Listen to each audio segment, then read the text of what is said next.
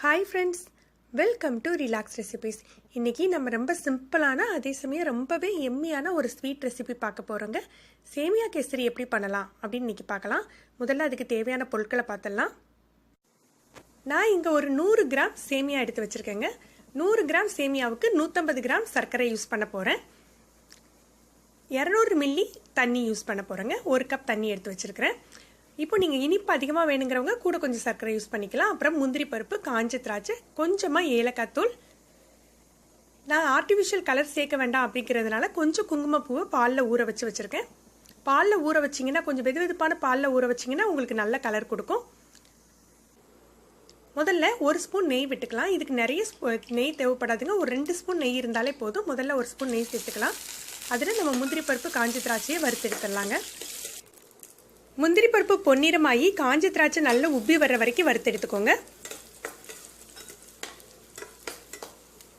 இதை ஒரு பிளேட்டுக்கு மாற்றி வச்சுட்டு அந்த நெய்யில் நம்ம சேமியாவை சேர்த்து வறுத்தலாம். நீங்கள் வறுத்த சேமியா வாங்கியிருந்தீங்க அப்படின்னா ஒரு நிமிடம் வறுத்தா போதுங்க. வறுக்காத சேமியாவாக இருந்தால் மிதமான தீயில நல்ல கோல்டன் கலர் ஆகிற வரைக்கும் நல்லா வறுத்தெடுத்துக்கோங்க. சேமியா வறுக்கையில் நம்ம கவனமாக வறுக்கணுங்க. அடியில் கருகிடுச்சு அப்படின்னா உங்களுக்கு கேசரியோட டேஸ்ட் கெட்டு போயிடும். நல்ல நெய் எல்லா சேமியாலையும் பட்டு நல்ல பொன் முறுவலாகிற வரைக்கும் வறுத்துக்கோங்க. பாருங்க, இந்த அளவுக்கு வறுத்துக்கணும். இப்படி பொன் முறுவலாக ஆனால் தான் உங்களுக்கு கலர் சேமியா கேசரியோட கலரும் நல்லா இருக்கும், டேஸ்ட்டும் நல்லா இருக்கும் உங்களுக்கு. இப்போ இதை ஒரு பிளேட்டுக்கு மாற்றி எடுத்துடலாம். இப்போ நம்ம எடுத்து வச்சிருக்கோம் இல்லையா தண்ணி, அதை கொதிக்க வச்சிடலாம். நான் 100 கிராம் சேமியாவுக்கு 200 மில்லி தண்ணி எடுத்திருக்கேங்க. இது கரெக்டாக இருக்கும் உங்களுக்கு.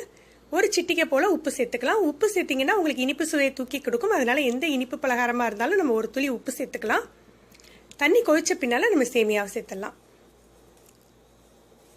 சேமியாவை சேர்த்து மிதமான தீயில சேமியாவை நல்லா வேக விடுங்க. ரொம்ப நேரம் ஆகாது. ஏற்கனவே வறுபட்ட சேமியா அப்படிங்கிறதுனால 1 அல்லது 2 நிமிடத்தில் குக் ஆகிடும்.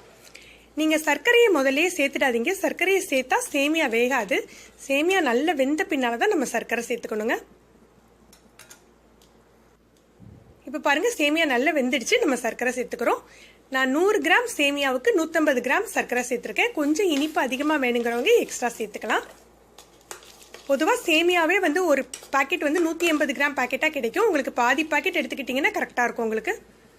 இப்போ நம்ம குங்குமப்பூ ஊற வச்சிருக்கோம் இல்லையா, அதை கலந்துக்கலாம்.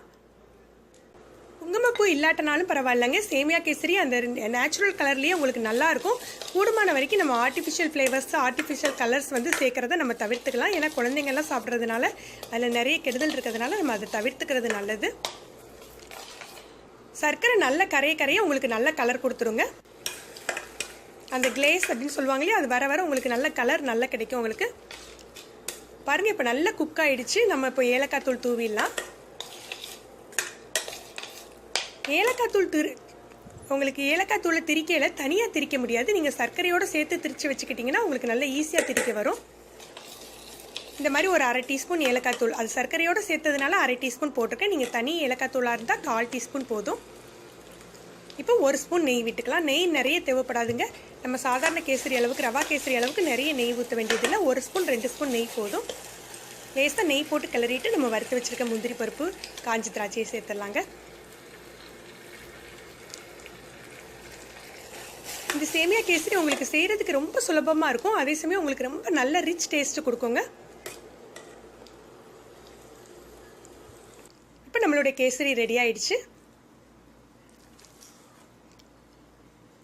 நீங்கள் நல்ல நெய்யில் வறுத்துருக்கிறதுனால உங்களுக்கு சேமியா உதிரியாகவும் இருக்கும். அதே சமயம் எல்லா சேமியாலையும் நல்ல ஸ்வீட்னஸ் அது படிஞ்சிருக்கும். ஏலக்காவோட வாசமும் ரொம்ப நல்லா தூக்கலாக இருக்குங்க. நீங்கள் இந்த ஸ்டைலில் சேமியா கேசரி ட்ரை பண்ணி பாருங்கள். உங்களுடைய கருத்துக்களை கமெண்ட்ஸில் சொல்லுங்கள். உங்களுக்கு இந்த வீடியோ பிடிச்சிருந்தால் லைக் பண்ணுங்கள். உங்களுடைய ஃப்ரெண்ட்ஸுக்கெல்லாம் ஷேர் பண்ணுங்கள். இது வரைக்கும் நம்ம சேனலை சப்ஸ்கிரைப் பண்ணாதவங்க சப்ஸ்கிரைப் பண்ணிக்கோங்க. மறக்காமல் கீழே உள்ள பெல் பட்டனை ப்ரெஸ் பண்ணிக்கோங்க. மேலும் ஒரு புதிய வீடியோவில் உங்களை சந்திக்கிறேன். நன்றி.